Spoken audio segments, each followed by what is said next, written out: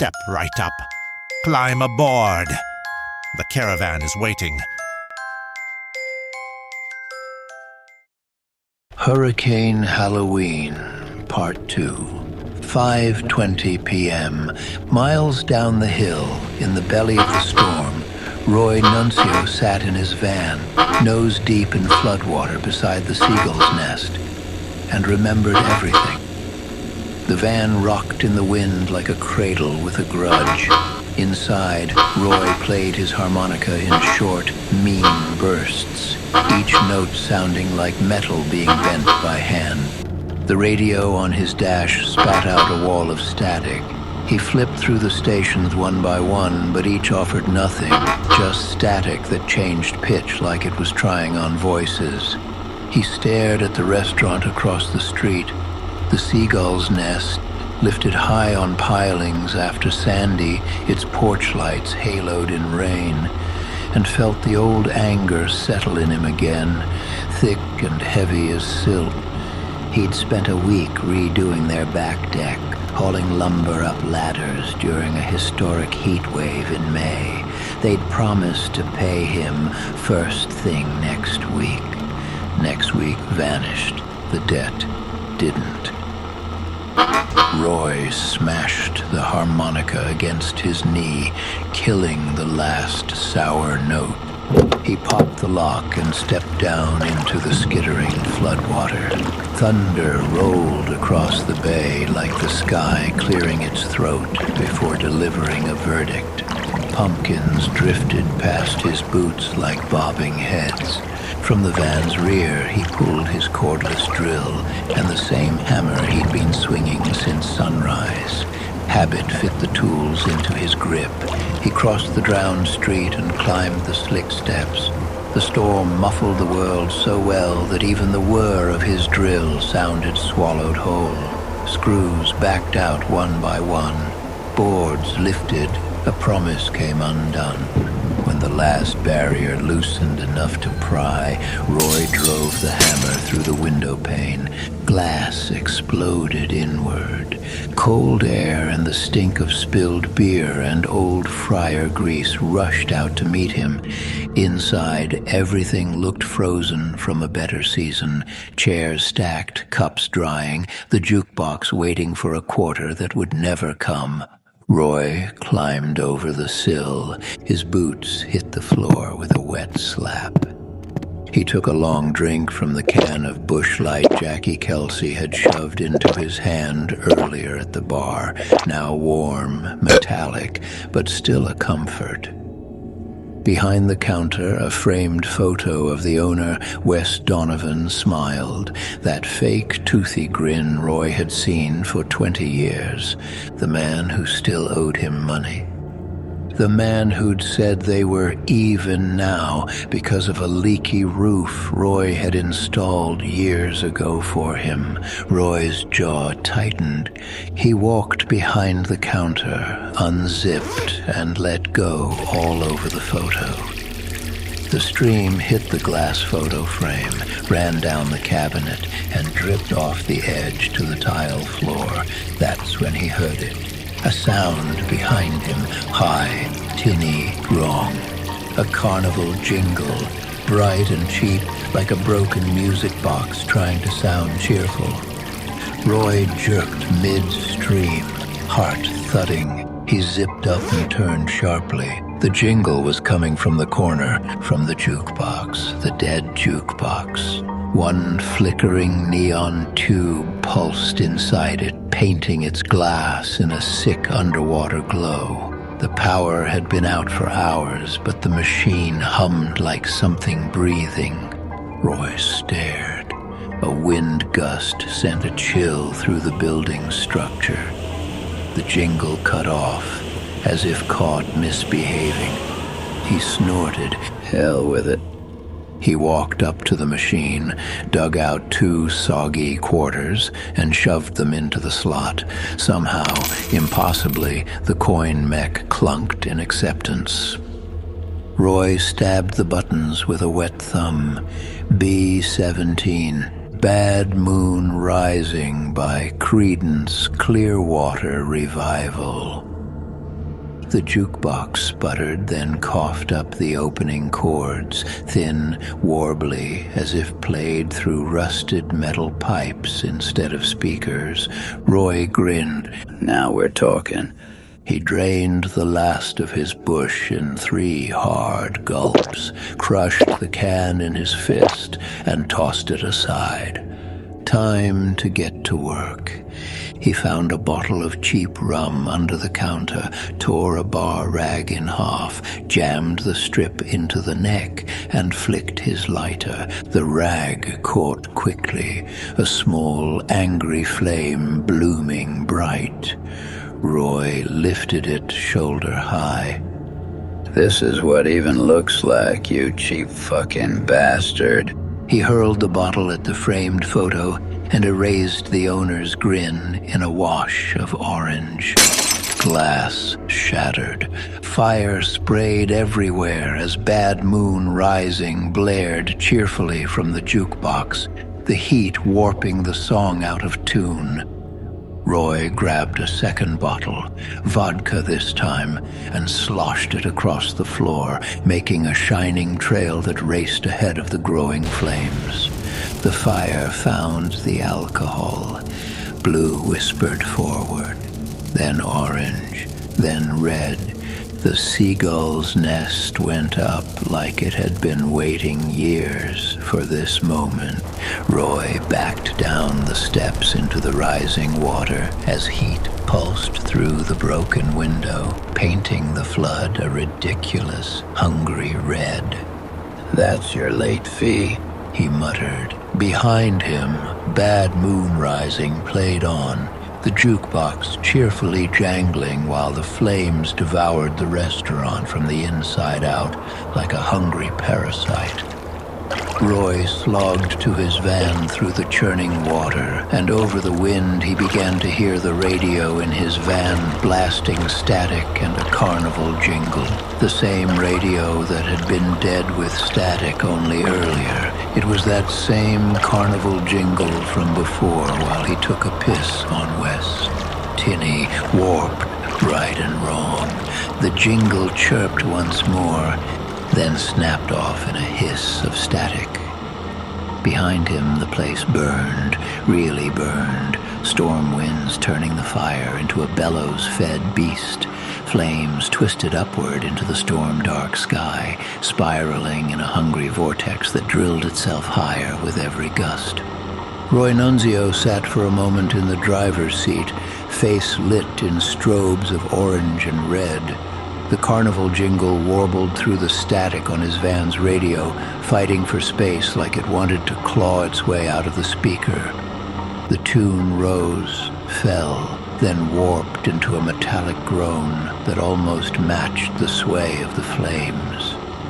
He watched the fire twist one last time, corkscrewing into the black like some enormous drill bit, and caught a wink of light from the twin lights through the smoke. One tower blinked, then the other, slow and steady like a nod just for him. Roy grinned. He turned the key. The van rumbled awake, harmonica clattering on the dash as if eager to go. And Roy pulled away, leaving the spiraling inferno behind him as the storm swallowed the night. 5:49 p.m.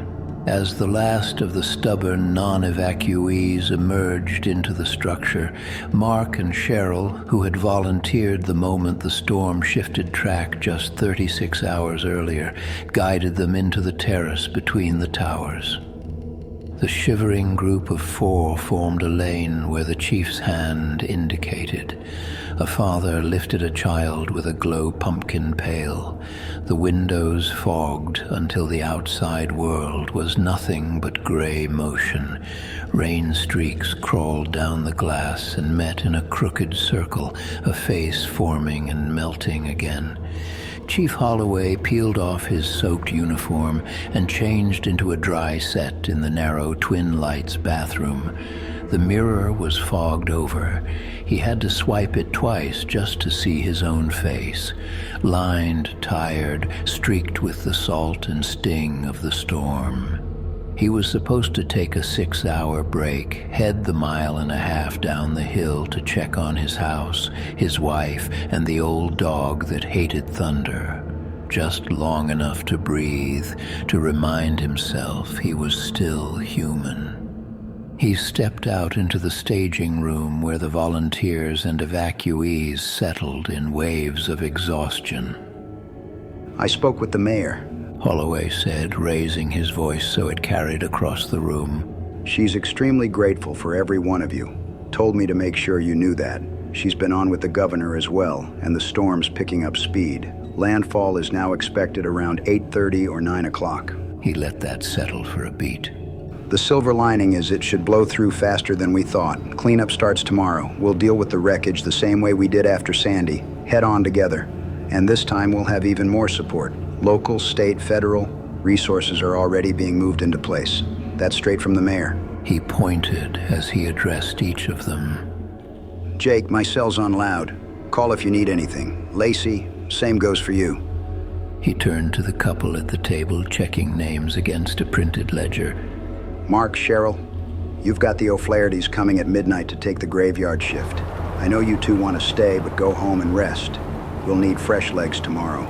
A gust rattled the tower windows, making the overhead lights tremble. Holloway zipped his jacket as he headed for the entrance doors, already tasting the cold brine of the night air that waited beyond.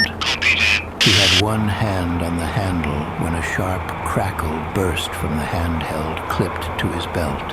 First a wall of static, then a strained voice fighting through it, warped by distance and weather. Chief, come in. We've got a structure fire on Shore Drive, down near the boatyard. The substation's not far from it. The words hit him like a wave. Holloway froze only long enough to curse under his breath. He was already yanking up his rain hood. Copy that. I'll head down. All right, break's postponed. He muttered, half to Jake, half to himself. Thunder rolled across Waterwitch, sounding almost like it answered back. Lacey, you've got the room with Jake. Keep them calm till I'm back. She stepped forward instinctively. Chief, just watch yourself out there. The eye's getting closer. North side of the wall is going to be brutal as the wind gusts ramp up. I've got calls to make on my way down into the mess. They'll be calling in the big guns for the fire. Can't have it reach the substation, or we're in for fireworks nobody wants.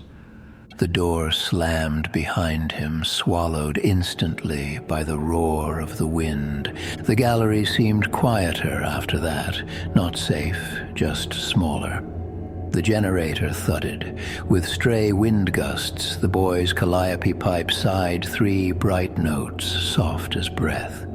Lacey looked toward the door. Chief Holloway vanished through and told herself he'd come back quickly because saying it out loud might make it true. But deep down, something inside of her sensed that the fire was just the start of trouble. She dug through her purse and found a few pills she saved for high stress level occasions like this to numb her feelings. 6:55 p.m.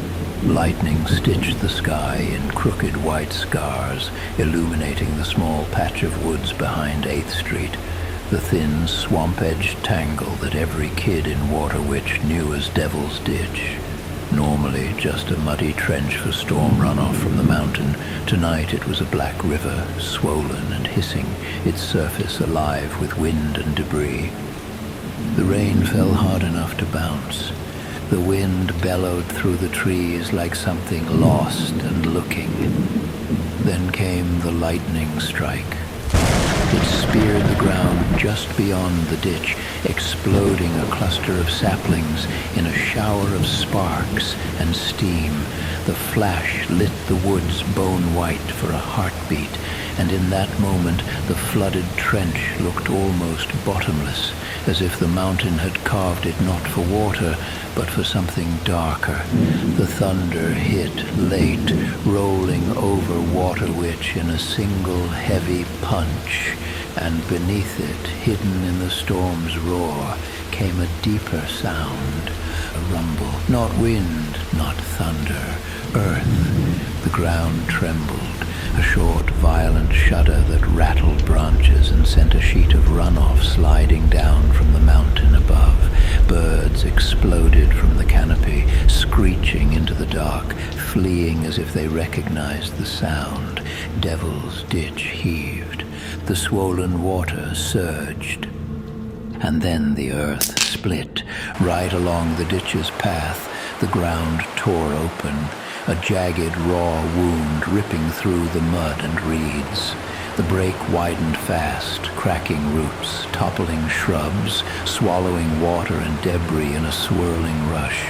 When it stopped expanding, the hole gaped 12 feet across, a torn mouth in the woods, steam rising from its edges where rain met freshly exposed earth. The storm water poured into it with a hungry sound, vanishing into darkness where no bottom showed. A fault line no map had ever marked. A wound the storm had chosen to reveal. The woods fell silent for a moment, as if the whole town was holding its breath. Then the wind screamed again, and Devil's Ditch kept pouring into the dark. 7:19 p.m. As the eye of the storm neared landfall, the storm had found its stride. Rain didn't fall anymore. It hammered, came down in sheets so thick the world looked blurred, as if the air itself had turned to water. The tide had swollen past the dunes, pushing the bay inland, swallowing roads and driveways and yards. Halloween decorated the tide the way it usually decorated homes and neighborhoods. A plastic ghost drifted down Bay Avenue like it was truly haunting the place. Both real and inflatable pumpkins bobbed in the black tide, faces grinning stupidly as they were swept away. The wind screamed, not whistled or howled, but screamed through the gaps of every window, down every chimney, over every roof that hadn't already peeled away. Whole trees toppled and power lines snapped, sparking against the floodwater. For an instant, the street would light up in electric blue, revealing a world half drowned, half burning. The reflection of it burned across the rising water, turning the flooded street into a river of flame.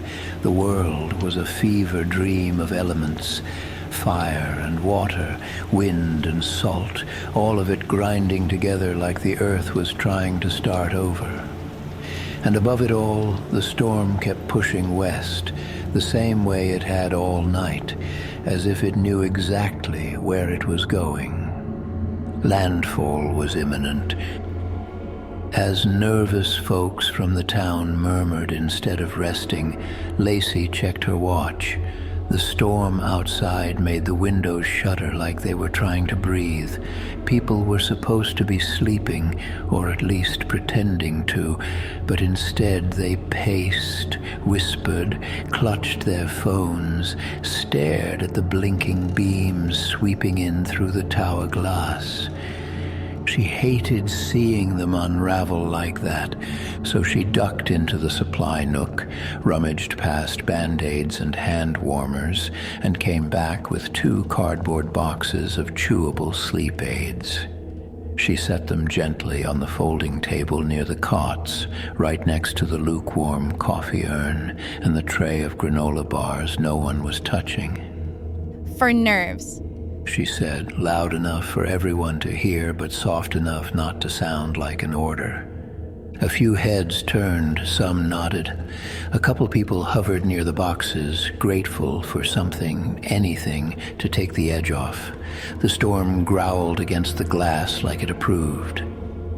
Lacey gave a small, practiced smile, the kind EMTs wear on long nights. Just get some rest if you can, she added. We've got a long night ahead. That'll be hard if we keep getting earthquakes. Place vibrated like it was being electrocuted, a woman said. The lights flickered once, not a full outage, just a warning.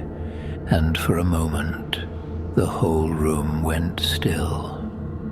As she straightened the boxes, Lacey's purse slipped off her shoulder and thumped against her hip. Inside, the familiar rattle answered her, the little orange bottle she never left behind. Just knowing it was there made her throat tighten. Not now, she told herself. Not tonight. She nudged the purse deeper behind the table, like hiding a bad habit could mute its voice, then forced a thin smile and turned back to the room. Lacey, can you keep watch? I'm gonna hit the bathroom, Jake said, already reaching for his pocket. Take your time. Lacey replied. Oh, here, just in case you need it. Jake said, handing Lacey his baton. Lacey laughed nervously and grabbed it.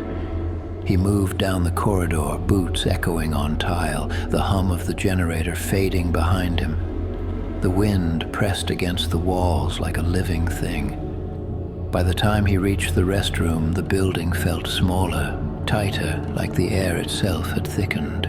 The wind had a voice now. It bellowed through the hallway vents and rattled the bathroom door in its frame. The lights flickered once, twice, then steadied to a sickly yellow. Jake leaned against the sink, breathing hard. He could feel and hear the throb of his heartbeat as he reached for the shard of glass from his pocket. It had stayed warm against his thigh, almost alive. The silvered side caught the weak light and shimmered, fog moving behind it like breath on a window. There she was again, the woman in the glass. Every time he looked, it seemed clearer, more real, more dimensional, like he could reach in and touch her. The pale hair, the soft turn of her shoulder, the way the light curved along her skin. It was impossible, but it was there. He told himself it wasn't her, not Lacey, just a gift from a newlywed to her husband, long lost. But his mind filled in what it wanted to see. The resemblance wasn't fading, it was sharpening. Outside, the storm roared, sirens, thunder, the hollow boom of something heavy falling near the station. The world was unraveling, but all Jake could hear was his own breathing. He tried once more to take a photo of the glass with his phone to prove to himself it was real, but the camera showed nothing but a blurry figure in the glass as he struggled to get the angle right. When he looked back up at the shard of glass, the figure inside it had moved. Closer. Near enough that he could see the pulse of light shimmering beneath the surface, like the shard itself had a heartbeat, and it wasn't a stranger in the reflection anymore. It was Lacey, not a look-alike. Lacey. Her expression was soft, inviting, breathing in time with that pulse. Her hair floated weightlessly around her as if underwater. The lines of her shoulders glowed with a warm, impossible light that drew him in with the same rhythm as a tide pulling at the shore. Her breasts rose and fell like something breathing in the glass, the soft pink of her nipples watching him, hungry and patient. Jake swallowed hard. His breath hitched. His pulse thundered in his ears. The air tasted like salt. The walls tasted like salt. The storm tasted like salt. Somewhere beyond the peanut stone walls, a scream tore through the storm, followed by a heavy, concussive bang, half devoured by the howling wind. But Jake didn't even flinch. He couldn't. The shard's heartbeat synced to his own, faster, faster, urging him closer, tugging him down into something he didn't understand. The storm had found a way in, not through the doors, not through the windows, but through him, and through anyone weak enough to look too long. In the main gallery, Lacey kept her eyes on the cots. The generator hummed low, steady but nervous, the light it cast thin and yellow. Two men, locals, had drifted in earlier when the wind started bending trees. She knew their faces from town meetings and the diner, though she couldn't recall their names. Both smelled of liquor and rain, shoulders hunched in soaked denim. At first it was nothing. Nervous chatter about power lines, road closures, the storm's track. But then came talk of the election, rumors, a mayor who wasn't fit, school board drama, president hate, a jab too sharp, a voice too loud. Take it outside. None of us want to hear your garbage. Lacey said. She didn't raise her voice. She didn't have to. The men stared at her before one of them let out a clipped laugh. Lacey's hand dipped back into her purse on instinct. The small orange bottle was right where it always was, humming like a hornet trapped in cotton. She thumbed a single half-tab free and let it dissolve under her tongue. Bitter calm. She needed the edge sanded down before the storm finished the job. Fine. The louder man grunted. Ain't like the weather's listening anyway. Let's step outside. After you. The shorter man replied sarcastically. Their boots thudded toward the terrace, then down the stairwell, swallowed by wind and generator hum. The whole building shivered as a fresh gust hit, like the storm had heard every word and planned to answer. The outer door slammed and the generator's hum filled the quiet again, steady as breathing. Through the seams in the tower wall, Lacey heard them, voices muffled by wind, then sharper now, shouting, old insults, a name thrown like a weapon. Lightning flashed, white, blinding, painting the room in colorless fire. The thunder came late, louder, and with it, a gunshot, a second one at almost the same time. People flinched. What was that? Someone muttered, Transformer or thunder? but no one went to check. The wind shoved at the door again, this time pushing a thin lick of salt water across the floor. Lacey swallowed, kept counting heads. The chief was still gone. The storm was not. The volunteers who were helping were napping in the office so that Lacey and Jake could nap later on. Lacey's phone vibrated with a text from Jake. Found something in the restroom I could use a hand with. She texted back that she'd be right there. Gus, I hate to ask you to do this, but do you think you can keep an eye on the place for a second? Jake needs help, and the chief should be back soon. Yeah, He said. I've got it. I'll keep an eye on the folk. Gus pulled Lacey's purse toward him after she left the room. It felt wrong, but the room was fraying at the edges, and something in him whispered at him to look in the purse. He unzipped it quickly. Inside, receipts, a wallet, tissues, change pouch, a busted mascara wand, a pack of gum, and the orange pill bottle. Xanax, 2/3 full, her name crisp on the label. He shook a few tablets loose and held them in his palm. As he reached back into the drawer, his fingers brushed something cold and unnaturally heavy. He drew it out slowly. A small ring of vintage organ keys, 4 of them, tarnished, ornate, their metal blackened in the grooves as if scorched by old music. For a moment he just stared, confused at how they ended up buried. Something inside him whispered it was strange.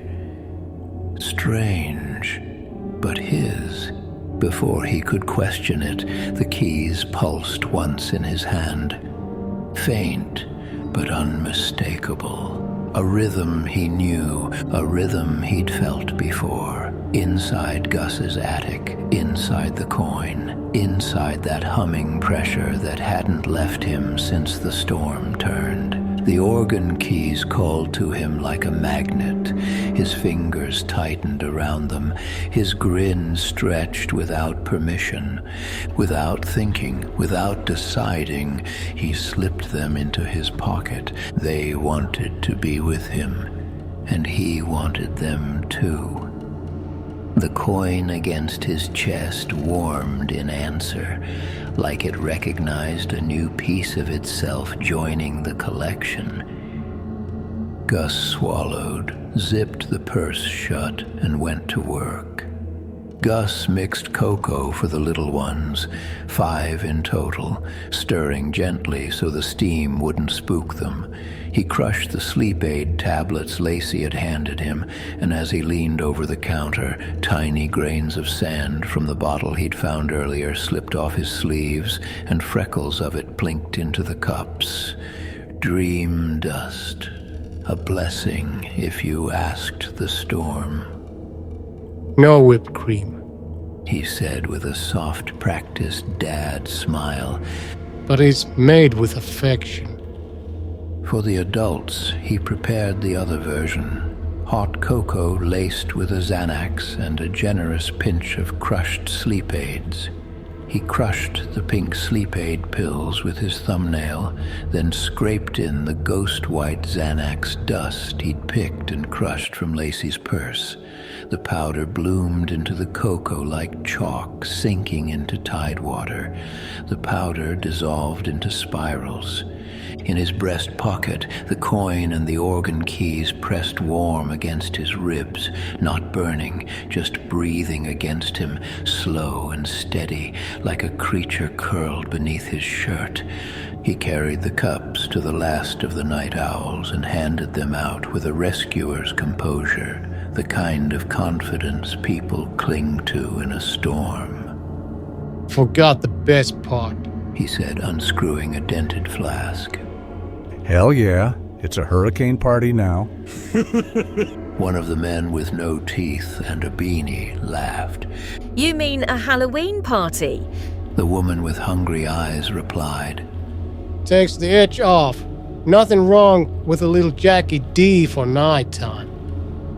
Gus said. The flask trembled slightly when he poured, not from cold, but from something that felt like joy. They drank after giving each other a cheers. It didn't take long for the old men to feel groggy and lay down. 7:52 p.m. Sleep rolled through the gallery like fog sliding through a graveyard. It found every throat and filled it with silence. Breath slowed, fingers loosened. Even the storm seemed to hush at the windows, listening as the eye of the storm officially made landfall. An eerie stillness fell over the land temporarily. Gus rose slowly, dreamlike. Sweat streaked his face, but he felt good, too good, light, clean, like the fever had finally broken and left only purpose behind. His shadow swayed with him, faithful as a dog. His fingers closed around the coin and the organ keys in his pockets, clutching them like a pair of warm stones. Without thinking, he began to hum. Not a melody, not anything a person could write down, but a movement, a rhythm older than sound itself, a tune with no tune, a pulse with no heart. Gus's hands tightened around the coin and the organ keys in his pockets as he hummed that not-quite music rhythm, the one that felt more like movement than melody, a lullaby only nightmares remembered. The evacuees around him swayed in shallow breaths, pupils soft and unfocused. The cocoa had done its work. They weren't unconscious, just dream-walking, suspended between the storm and whatever waited beneath it. All right now, Gus whispered gently, shepherding them through the gallery. fright mess this way. Keep close. It'll be the fright of your life. Oh yes, indeed. What a ride it will be. They followed him without hesitation, 5 children, their parents behind them, and the rest of the adults and elderly. They walked in a straight line through the peanut stone walls, slow and obedient, as if following carnival music only they could hear. Outside, the storm raged, but they didn't notice. In their dreams, the sky was bright with midway lights, and the hill behind the twin lights had turned into the top platform of a legendary roller coaster, Frightmare. Kids pointed into the fog as they reached the crest. Daddy, look at that steep drop. Mommy, it goes all the way into the clouds. The parents, smiling with dream-dilated eyes, nodded. Instead of inverting skyward, the track curled downward into the pit, a downside loop, like the earth itself was pulling souls in, not letting them rise. Gus led them towards the edge of the cliff, the steep slope of grass and stone that plunged toward the storm-swelled Atlantic that had risen below, both hungry and waiting. The winds tore at them, but the sleepers didn't flinch, because in their minds it was all padded rails and blinking bulbs. And waiting at the very edge, beneath a flicker of lightning, stood Roy Nunzio, waiting to collect tickets and souls, a ticket counter made of nothing but dream logic and storm light. "Evening, folks," Roy said brightly. "Tickets, please." The sleepers giggled and stepped forward, each reaching into pockets or fists where, impossibly, they found tickets they'd found earlier in the day and kept. Yellowed cardstock, ink smeared by the storm. Admit one. Roy collected them carefully, tapping each with the harmonica like a puncher. Click, click, click, as if approving passage. From the littlest girl to the wide-eyed father, each stepped into a burlap potato sack, the very same Gus had carried down from the old fall harvest days box in the tower's lobby earlier. They lined up on the wet grass, the sacks bunched at their feet like ride cars ready to drop. Somewhere in their minds, they could hear the sounds of the carnival, and the boy holding the calliope pipe, still sleepwalking, lifted it to his lips. The tip of Roy's boot tapped at the boy's back, and he raced down the mountain into the black. Lightning cracked. Wind gusts reached for new storm highs as the rain fell thicker and harder now to help lubricate the ride even more. The family slid down the hill, laughing and whooping, burlap hissing against the wet grass and mud as they careened toward the black ocean below. Their screams were joy. Their descent was a plunge into a carnival tunnel glowing with impossible lights. Roy watched them vanish into Devil's Ditch waiting below with a freshly opened hungry mouth, as did Gus Larkin, who was next, their screams disappearing as if swallowed by a black hole where nothing escapes. Now it was his turn. He stepped to the counter, the storm curling at his ankles. Roy held out his hand. "The ticket," Roy said.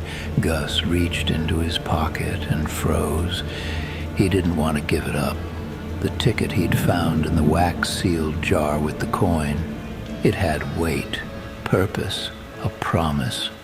He held it like a man gripping a photograph of someone he'd lost. A part of him yearned for home, to bring the ticket home to his collection. Roy shook his head, almost tender. "Some things we don't get to keep, Gus." He leaned closer, voice lowering. "They let us hold 'em for a while. That's the trick. Makes you forget who you're borrowing from." The wind moaned through the swaying trees above them, and thunder boomed over the Atlantic in the distance. "But the Dark One's waiting for you down below." A dry laugh escaped him. "They don't forget a damn thing, only what you owe them, and when you owe them, you don't collect." He tapped Gus's chest, right where the coin burned hot under the flannel. "You just pay, with what's left of you." The patience bled out of him in an instant. Gone. snapped clean. Now hand me the fucking coin, he growled, palm out. I earned my place in the last car. That seat's special, to be last. He jerked his chin toward the shadowed dip of the ride, toward the yawning hole in the earth. They call it the witness seat. A hard smile. The one that sees every poor bastard ahead, right before the dark takes him. The wind swallowed the last word. Gus placed the coin in Roy's hand. Then, without ceremony, Roy planted his boot squarely against Gus's chest and pushed. Gus staggered back, lost his footing, and tumbled backwards in the mud. The hill tilted. The world spun into a whirling spiral of storm and darkness. The last thing he heard before dropping out of sight was Roy's voice. Enjoy the ride. Somewhere above, the storm shifted. For a few unnerving seconds, the wind outside dropped. The roar softened to a hollow hush, as if the air itself had stepped away. The world seemed to hold its breath. High over Waterwitch, the eye of the storm watched. There was no real shadow, not the way the sun makes one, but it felt like a shadow anyway. A stillness with weight, a circle of pressureless air hanging over the town like something looking down. Deep beneath the twin lights, the ground gave a slow, seismic sigh. Peanut stone and old bedrock creaked along a seam that had been sleeping for centuries. The small, unmapped fault line beneath the twin lights began to shake. A draft of heat met the cool air of the storm's breath, smelling faintly of rust and smoke and old, buried life spoiled and sealed. For a heartbeat, it felt like the town exhaled something.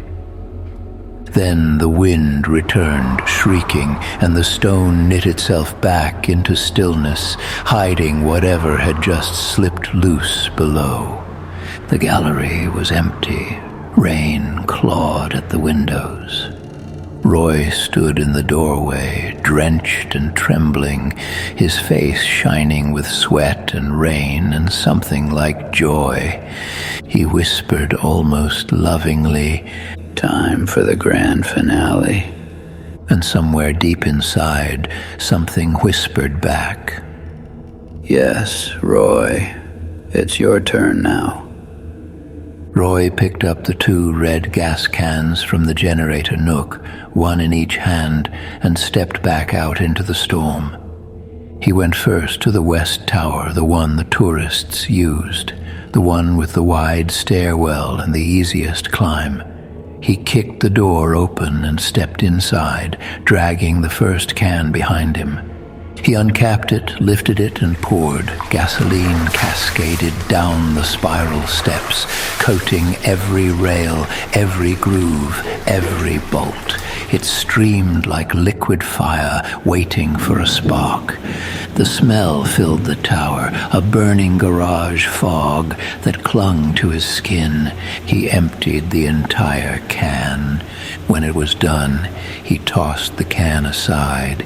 It clanged down the stairs, echoing like a dropped wrench. Then he moved across the terrace to the east tower, the old one, the one locals called the Wink. He carried the second can inside and climbed its tighter, colder steps. The storm howled through unseen cracks, whistling secrets up the throat of the tower. He reached the lens room. The old smell greeted him, dust, salt, linseed oil, the faint perfume of abandoned history. He unscrewed the cap and upended the can over his head. Gasoline poured across his hair, down his beard, over his flannel and jeans. It soaked into everything. He stood in a spreading puddle of it. He found the rope. Every October, volunteers used it to dangle a papier-mâché witch through the lantern window. The witch lay crumpled at his feet after one tug.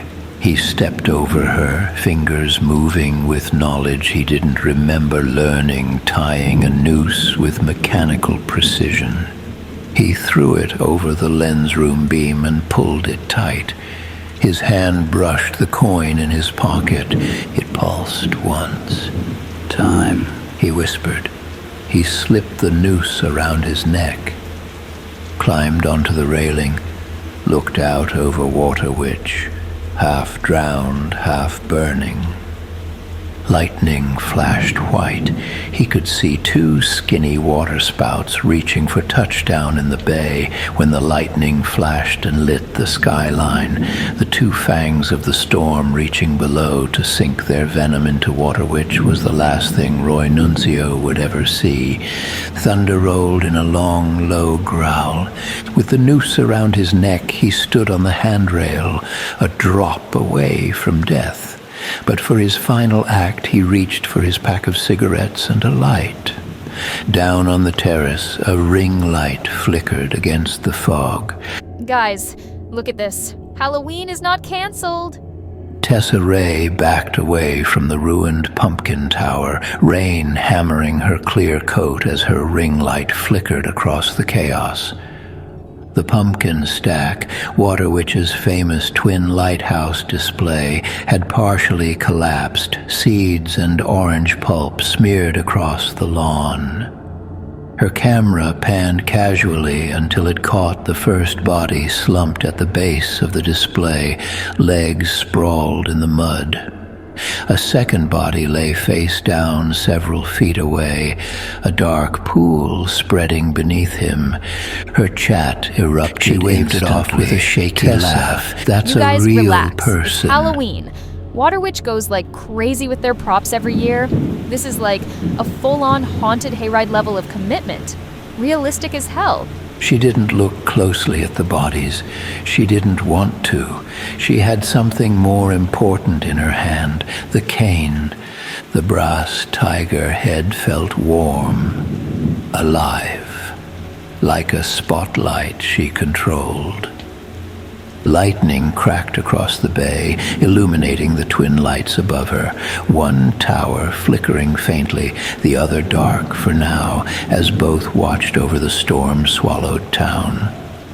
Okay, babes, she said, flipping her drenched hair. I promised you the Hurricane Halloween dance reveal, and I do not disappoint.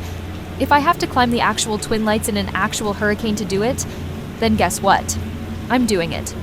She marched across the soaked lawn, stepping over smashed pumpkins and hay bales.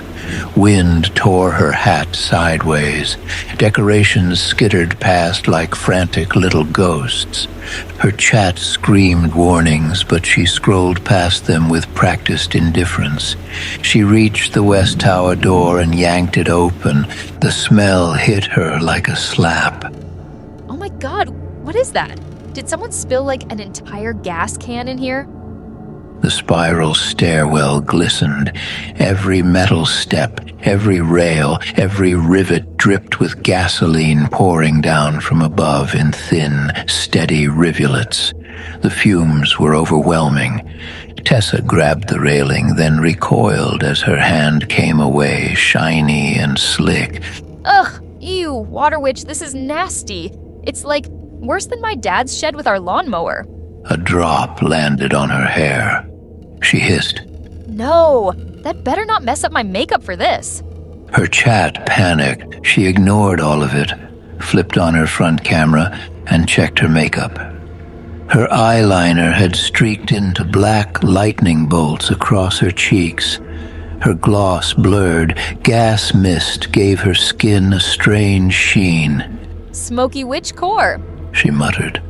We love a vibe.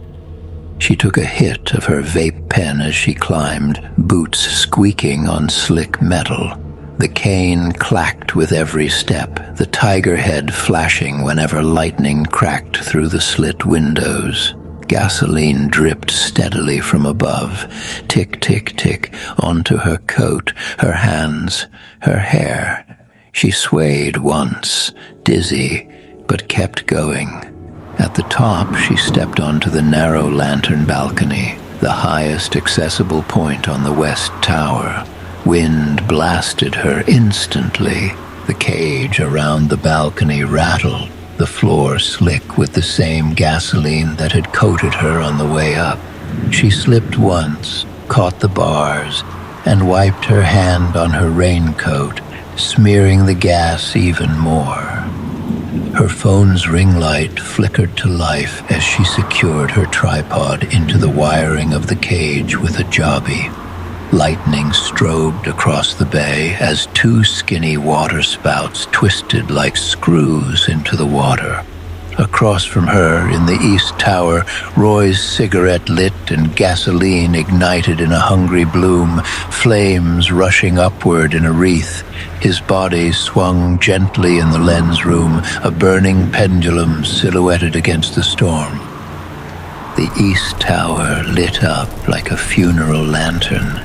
Her chat erupted. She grinned wide, adjusting her footing like she was on stage, gripping the cane tight. Okay, witches. She shouted over the storm. World premiere of the Waterwitch Spiral. She hit play. Screamin' Jay Hawkins howled, "I put a spell on you." Tessa twirled the cane, spun, kicked, hair whipping, coat snapping in the gale. Lightning froze her silhouette in white. Her chat filled with hearts and flame emojis. Then the ground trembled beneath her boots. A deep, rolling shudder that rose up through the hill and into the stone under the tower. Down beneath the twin lights, along that same seam that had just sighed open and breathed, something finished shifting. The crack eased, the breath reversed, and whatever had been trapped down there, life, memories, spirits, slipped fully loose, riding the storm's pressure the way a leaf rides a current. Fires, earthquakes, and waterspouts. Oh my. Tessa told her growing count of viewers. Several viewers commented, lions, tigers, and bears, oh my. Her follower count was rising by tens of thousands with every passing hour today. And now, with the release of her newest dance and the storm-chasing footage, she was unstoppable. News stations were even using her channel with credit given to show the storm footage and damage she'd captured thus far. Out over the bay, sky and water kept lunging for each other, reaching, grabbing, until their fingers finally touched and locked. Two dark hands groping through the wind, searching for a grip. The pair of waterspouts near the Highlander Bridge, thin as needles at first, began to fatten. Their columns thickened, spinning with a rhythm that didn't belong to the weather so much as to something using it. They didn't drift, they hunted. They prowled across the bay like dancers with bad intentions, skip-stepping across whitecaps and dragging long curtains of spray behind them. Then the storm made its choice.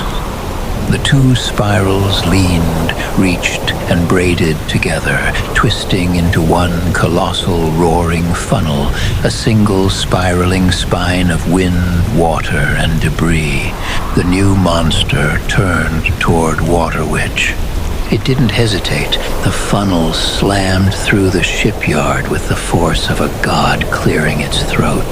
Boats became teeth and splinters. Hulls shattered and flew like shrapnel. The funnel devoured sheds, ripped roofs, peeled siding like bark from a tree.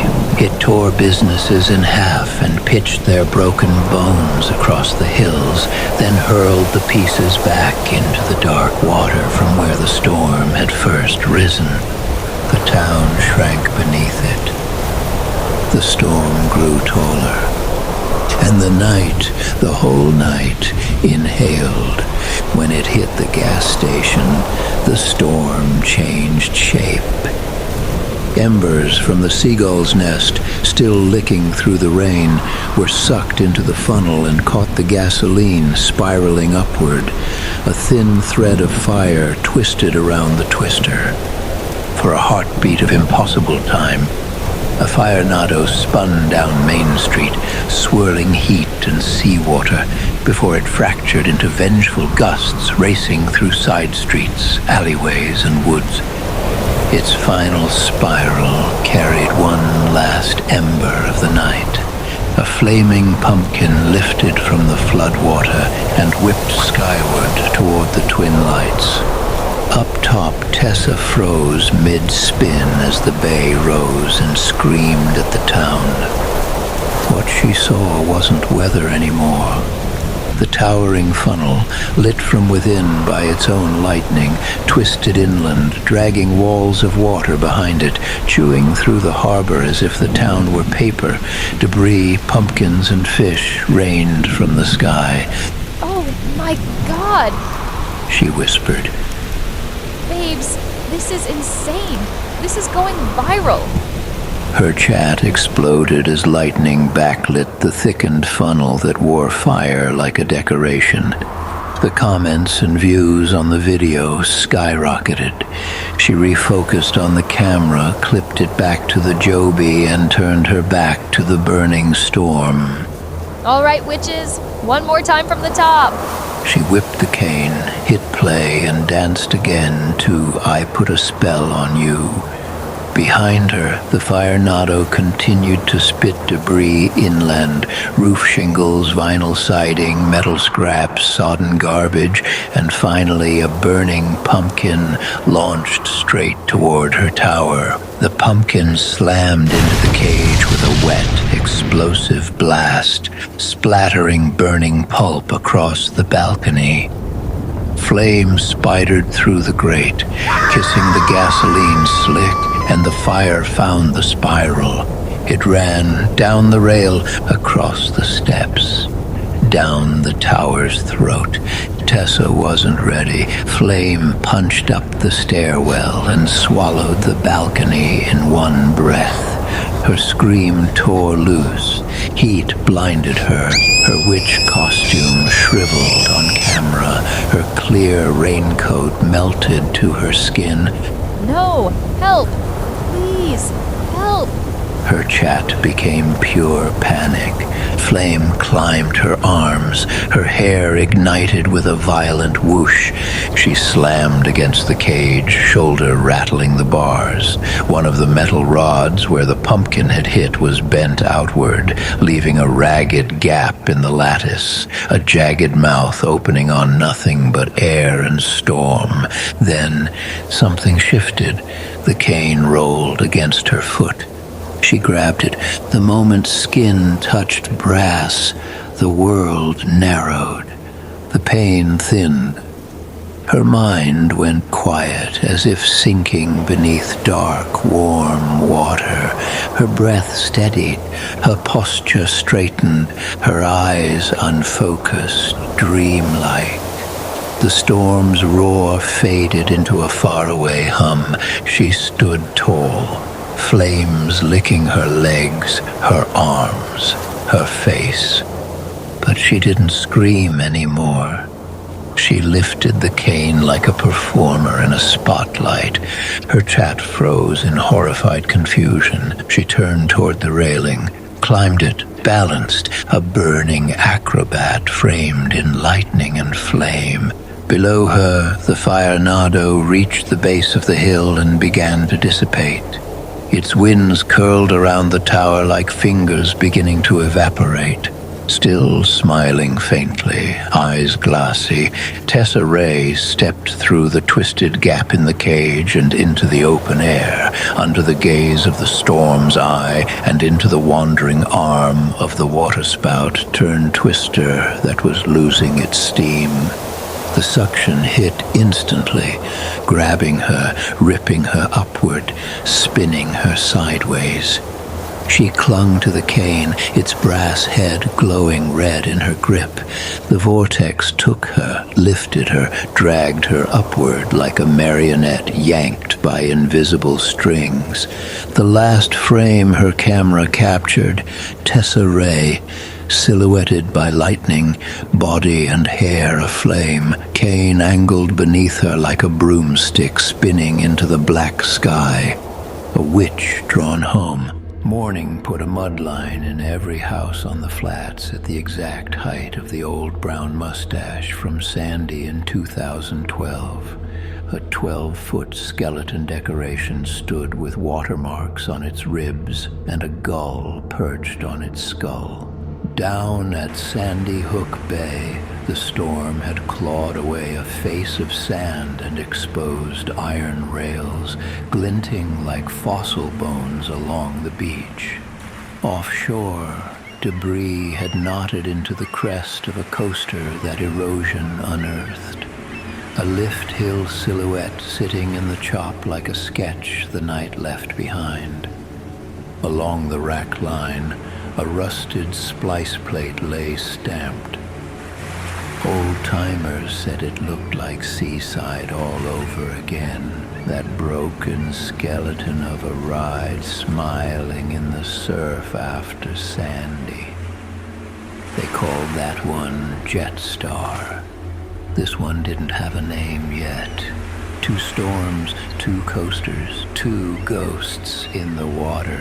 New Jersey news helicopters flew wide circles around the twin lights, the pilots whispering like people do around graves. Emergency crews recovered multiple drowned evacuees at the base of the cliffs, swept down the mountain in the surge. Among them was Gus Larkin, his red flannel torn, one hand still curled, as though gripping something he'd never let go. Up in the East Tower they found Roy Nuncio's remains, burned into the eternity of the East Tower. As for the West Tower, no body was found of Tessa Ray. Only the warped, half-melted phone fused to the grate. Her final live stream circled the internet before the platforms tore it down. A burning witch silhouette rising into the storm's throat, and then lifting, carried off as if claimed by the wind itself. Some said they saw shapes moving behind her in the firelight. Some swore the flames burned her hair into spirals, each curl glowing like a tiny hurricane eye before the darkness swallowed her whole. The police report mentioned none of this. It read simply, subject overtaken by fire during extreme weather conditions, body unrecovered. Down in town, locals huddled beneath burned-out street lamps, trading rumors in hushed tones. Cleanup crews carried body bags through water that still smelled faintly of gasoline. Ministers prayed. Teenagers filmed the ruins. Journalists swarmed the hill. The Historical Society taped a blue tarp over the shattered gallery. Behind the twin lights, the earthquake had split the Peanut Stone overlook. A fracture spiraled lazily toward the cliff edge. Soil slumped inward as though tugged from below. A giant sinkhole just off the overlook in the near distance. OEM roped it off. No one went near it after dark. By dusk the following day, new alerts warned of looting began to hit locals' phones. The town looked like a memory someone tried to rinse away. Houses yawned open to the sea, cars lay stacked like driftwood. Hundreds of pumpkins littered lawns and rooftops, as if planted by the storm. Some were smashed, some rotten, some eerily perfect. Halloween lingered long past its welcome, even after the news vans pulled out, even after the funerals, even after flowers wilted at the overlook. It lingered in the smell of wet leaves and smoke, in the black scorch dripping down the stone like a teardrop, in the chatter of teenagers daring each other to climb the hill at night. They called it Hurricane Halloween now, even though the World Meteorological Organization named it Sam. One night, Chief Holloway stood outside the station on the roof with a cup of cooling coffee, staring at the sea. Sandy and Sam, he muttered. Evil twins. Something's off. Can't shake the déjà vu. Above them, the twin lights loomed like a giant W, charred and watching. Holloway stared at the towers a long moment before speaking again. I wish we found her, he said quietly. It kills me that the family won't get that closure. But the way she was taken, for the whole world to see, literally, I don't know. It felt like something evil directed the whole thing. And everyone just watched, like an audience that couldn't look away. No one answered. You know, Holloway added softly, she was right. It was Hurricane Halloween. Sam's short for Samhain, ain't it? What's Samhain? A rookie asked. The tide answered first, laying its hush against the rocks, a slow, deliberate breath from the dark. It's the old name for the hinge in the year, Holloway said. A night when the door between things swings easier. Halloween. He took a sip. People think storms are just weather, but storms drag memories, patterns, and a pressure. Not just barometric pressure, place pressure. What we've done here, what we've lost here. He nodded at the dark sea. Big storm pushes on that too. Feels around for seams, finds the cracks, opens whatever door is weakest. He looked up at the twin lights. Someone once told me storms are portals, he said quietly. Not to another world, just a bridge for the past to reach forward. He paused as a group of birds spiraled above in the twilight sky. He looked up. A flock of gulls, hundreds of them, were circling above the town, not drifting, not riding thermals, spiraling, a perfect tightening spiral, like they were being pulled by a string no one could see, the same shape he'd seen in the drain before the storm, the same shape burned into his memory from somewhere. He watched the birds twist tighter, a living whirlpool of wings and screams. Then he spoke, voice low. I don't mean to be dramatic, but twice isn't a coincidence. Something's coming to Waterwitch. Something's coming, boss. Call me crazy chief, but I think it's already come. No. Holloway's jaw tightened. This is deeper than the storm. Darker. I can feel something. Inside, terrible danger. He nodded at the spiraling birds, their formation tightening like a drill bit. Yeah, the town looks haunted with all the Halloween junk still hanging, but that's not it. The birds suddenly shrieked, one deafening, unified scream, and the spiral collapsed as they scattered in all directions. Holloway flinched. There's something out there, he whispered.